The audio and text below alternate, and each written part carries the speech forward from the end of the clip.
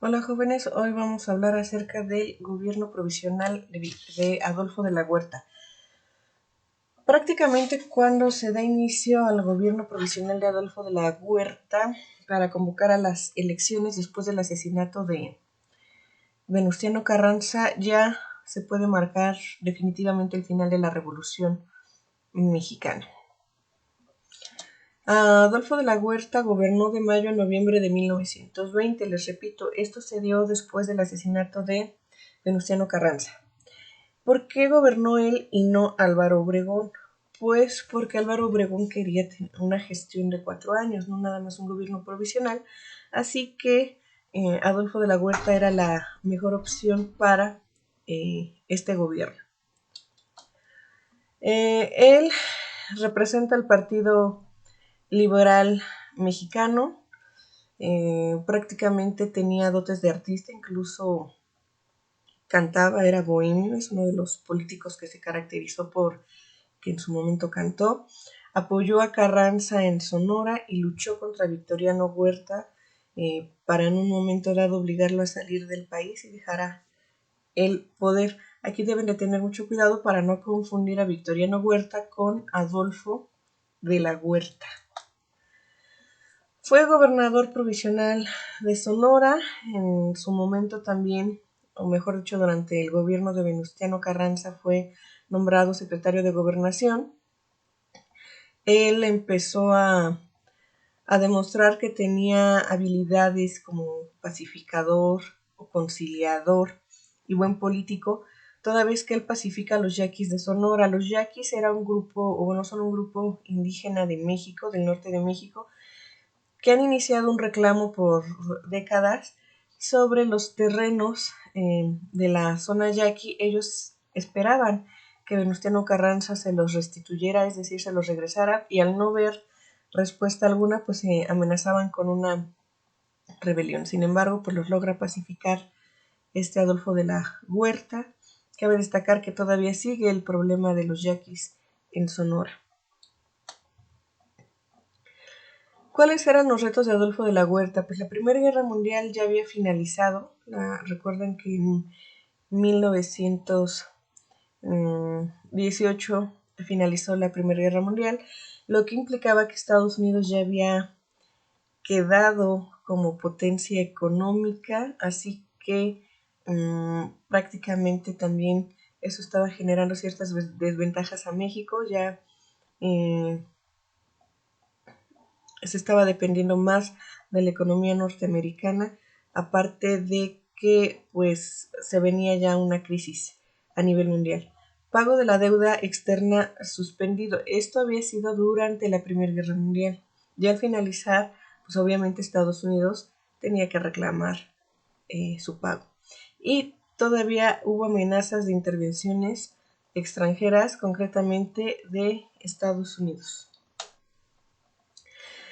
¿Cuáles fueron las acciones contra los revolucionarios? En primer lugar, exilia a los generales carrancistas. Él no se iba a arriesgar a tener una respuesta negativa y violenta por parte de los grupos que apoyaban a Carranza, toda vez que era conocido por todos que había sido asesinado a traición.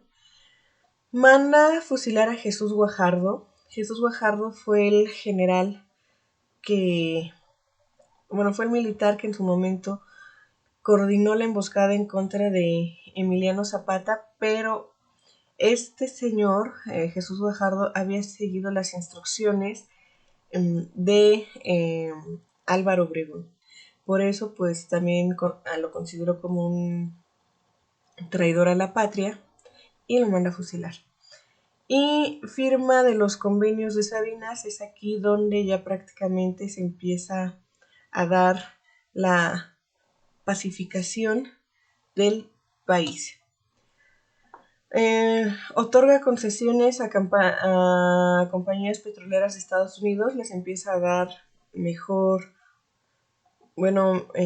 mayor favoritismo para el momento de invertir aquí en México, concretamente en la industria petrolera, algo que en un momento dado pues le van a juzgar más las empresas inglesas, no tanto aquí en México. Él da continuidad al al reparto agrario. Él sí restituye tierras a huicholes, a los yaquis, pero no todas, y a los mayos. Entonces, aquí empieza a tener incluso el apoyo de ciertos sectores de la población.